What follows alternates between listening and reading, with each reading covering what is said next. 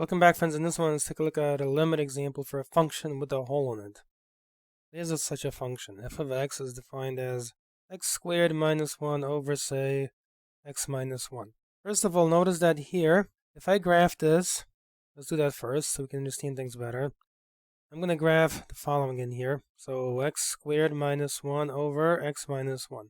When I graph it, it looks like a straight line, except at x equals positive 1 itself, it's not defined because that would lead to division by 0, see? So if you look very carefully down below here, look, if you did f of 1 in this function, you would have the following. You would have 1 squared minus 1 over 1 minus 1, which then would give you basically 1 squared minus 1 is 0, and 1 minus 1 is also equal to 0, so it's undefined.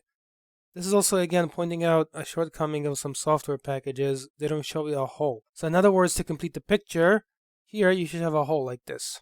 So this is what the graph looks like. There's a hole.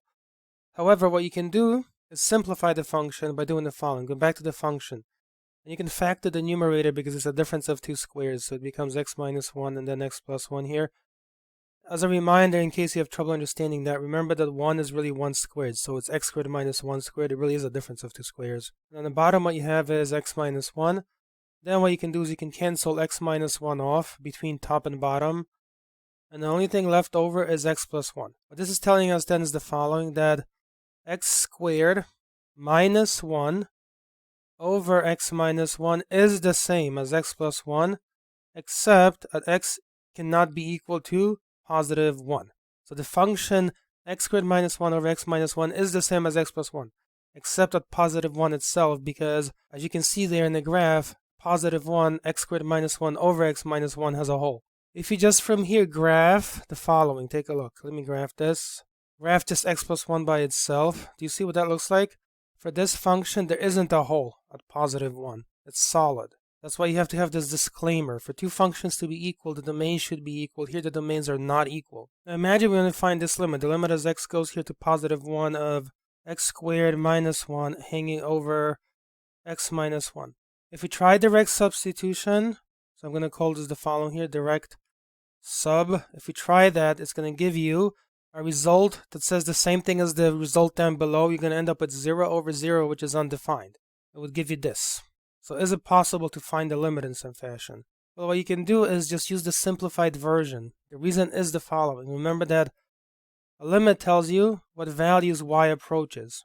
So for that reason, you could find that limit above by doing this. The limit as x approaches positive 1, and just use the simplified version, x plus 1, and do direct substitution. In this case, it does work. You would have 1 plus 1, which is equal to 2.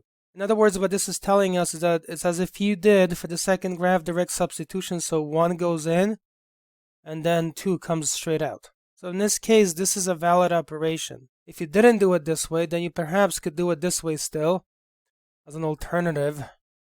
You could take a value always, for example, slightly to the right of 1. You could plug it into the function, and then you could see what you get out here. In this case, that would be something above 2. Take a value to the left of 1, plug it into the function, and in this case, you would get something slightly below 2. It doesn't matter, you reach the same conclusion. You see these values are settling down towards positive 2. So why do it that way? Well, you can just factor, cancel, and then use direct substitution on a simplified function, and you find that the value of the limit is also equal to 2. And that is it for this one then. So thank you. I'll see you in the next lesson.